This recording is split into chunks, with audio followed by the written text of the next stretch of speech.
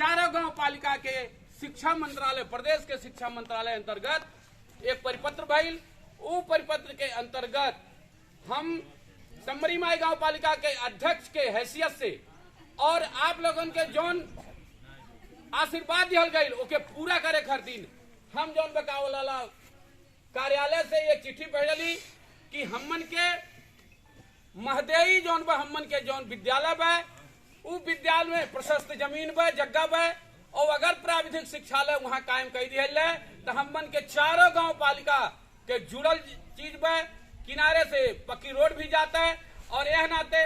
का बोला एक जल्दी से जल्दी आप एक स्वीकार कर ले। वही पत्र के आधार पर मंत्री जी से भी हमन के बातचीत भइले के बाद आज आप लोगों के बीचे में मंत्री जी जगह निरीक्षण करे खातिर यह कौन कौन चीज उपलब्ध करावे के मिली, कैसे हुई, जमीन कितना बा, यहाँ के लोगन के विचार सोच कितना बा, उस सिलसिले में आप लोगन के जौन बीच में ही आ जाइले। हम गांव पालिका के तरफ से व्यक्तिगत अपने तरफ से मंत्री जी के धन्यवाद, हृदय से धन्यवाद दिहल चाहता कि जौन सम्मान आज समरी माई गांव पालिका के दिहल गई, हृदय से आपके हमन के धन्यवाद दिहल जाता है। और आपके आए वाले समय में हमन के होई तो 4 कख है, लेकिन आए वाले समय में 4 खा में जौन भी समरी माई गांव पालिका के तरफ से यह परिवार के जनता के तरफ से जौन भी आवश्यकता हुई हमन के करे लिए तैयार बाटी। और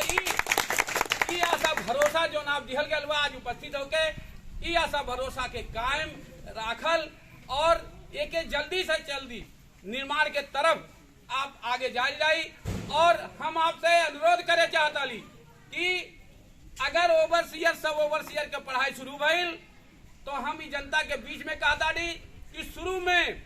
टीचर जौन बा ना खोजे पड़ी, हमरे घर ही में 2 सिविल इंजीनियर बाटे उन्हें से प्रतिबद्धता करवनी है कि बेटा अगर का बोला ओवरसियर सब ओवरसियर के पढ़ाई शुरू हुई तो पहला क्लास तोहरे लोगन के लेवे पड़ी। उन्हें कहने पापा कि हमन के ओके बाटी आप प्राविधिक शिक्षालय कायम करा जाए, हमन के 2 पीरियड हमन के जाके वहां पढ़ावल जाई। यह सब कहत आप लोगों से विदा लेता डी। धन्यवाद, धन्यवाद,